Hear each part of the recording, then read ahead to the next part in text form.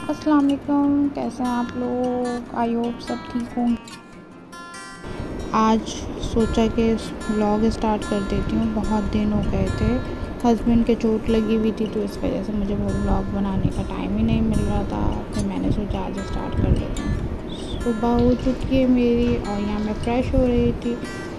Fresh होने के बाद फिर जो मेरा सेकंड मिशन होता है वो होता है मेरा किचन। और जुनैशा इस वक्त सो रही थी तो मैंने सोचा जल्दी जल्दी फ्रेश तो हो जाएं, क्योंकि जब मैं मुंह धो रही होती हूँ, फेस वॉश कर रही होती हूँ, तो जुनैशा जो है साथ ही जो है फेस वॉश करने आ जाती है। और वो करती कम है, वो वॉश बेसन पे जो है बिल्कुल झूलती है। तो ये होता है कि वो गिर ना जाए, डर लगता है। जाहिर सी बात है, छोटी बच्ची है और हिल रहा होता है तो फिर आपको डर तो लगता है।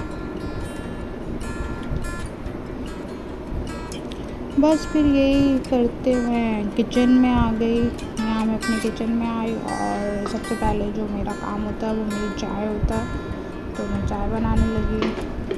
और बस साथ ही ये सोच रही थी यार सुबह हो गई है, अब क्या काम करना है। तो पहले मैंने सोचा कि फटाफट चाय तो पी जाए, क्योंकि जब तक सुबह उठ के मैं चाय नहीं पीती ऐसा लगता है दिन की शुरुआत ही नहीं हुई है। और फिर मैं चाय के साथ जो है ना ज़्यादातर पापा ही ले लेती हूँ, क्योंकि कुछ खाली पेट भी चाय नहीं पीनी चाहिए। तो फिर मैं पापा साथ खा लेती हूँ। और जुनैशा को भी है कि नाश्ते में पापा या उसको उस वक्त जो भी चीज़ होती है समझ में, कभी कोको क्रंच हो जाता, कभी एग बॉयल करके दे देती हूँ, मतलब जो होता है वो खिला देती हूँ। ये आ गई हमारे चाय पापा। और बस साथ में मैं खा रही थी और जुनैशा को यहाँ खिला के मैं फारिग हो चुकी थी। सबसे पहले काम यही होता है कि आप जुनैशा को खिला दो ताकि आप रिलैक्स होकर खुद खा लो। या तो कभी ऐसा होता है कि जुनैशा नहीं खा रही होती तो पहले मैं खुद खा लेती हूँ, फिर जुनैशा के पीछे भागती रहती हूँ। हम सारी मम्माओं का तो काम ही यही है यार।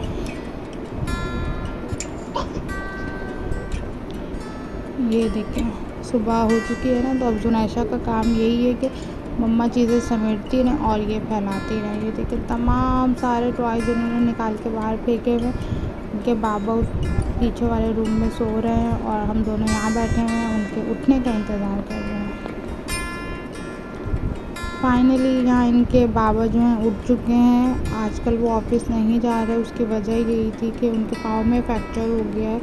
तकरीबन 1 महीना हो रहा है और 2 हफ्ते जो है ना डॉक्टर ने और मज़ीद कहा है कि आपके प्लास्टर लगा रहेगा। इस वजह से वो ऑफिस भी नहीं जा पा रहे। तो हमारी आजकल की जो रूटीन है वो यही है, हम दोनों तो उठ जाते हैं, मैं और जुनैशा उठ जाते हैं और फिर जब इनके बाबा उठते हैं तो फिर हम साथ में नाश्ता कर लेते हैं। अच्छा दूसरी बात ये कि इनके बाबा की ना जो दाढ़ में बहुत ज़्यादा तकलीफ़ हो रही थी ना, तो इस वजह से उन्होंने आज नाश्ता भी नहीं करना था।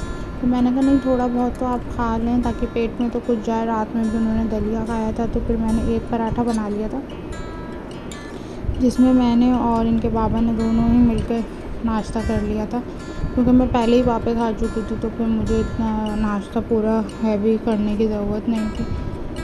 तो इस वजह से बस फिर हम लोगों ने यहाँ नाश्ता किया।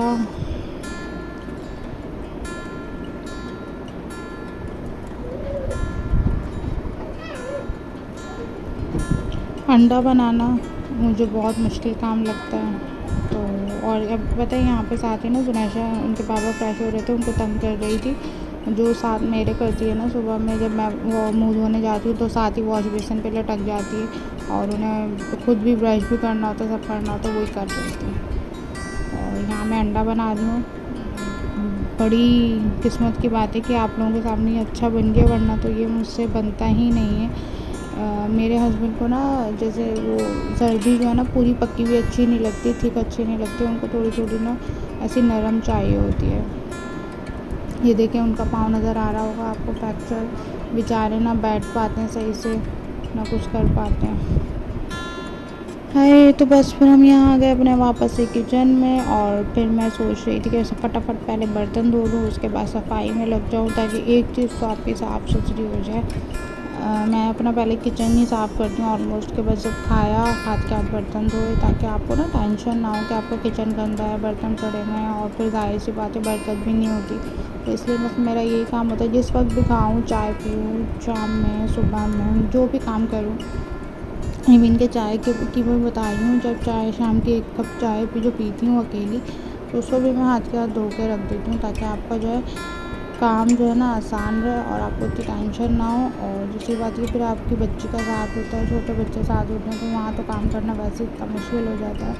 तो बस साथ साथ जो है मैं अपना काम समेटती रहती हूँ। और आप लोगों को पता भी है मैं कैंसर सर्वाइवर हूँ, बस इसीलिए फिर मुझे अपने काम मैनेज करके चलना पड़ता है, क्योंकि घर के सारे काम ही आपको खुद करने होते हैं। और बस यही मेरी आज की रूटीन थी। तो फिर अल्लाह हाफ़िज़। अगर वीडियो पसंद आए तो लाइक, शेयर और सब्सक्राइब ज़रूर कर दिए, और साथ ही बेल आइकन प्रेस कर दिएगा ताकि मेरी आने वाली वीडियोस आप तक पहुंच सकें। अल्लाह हाफ़िज़।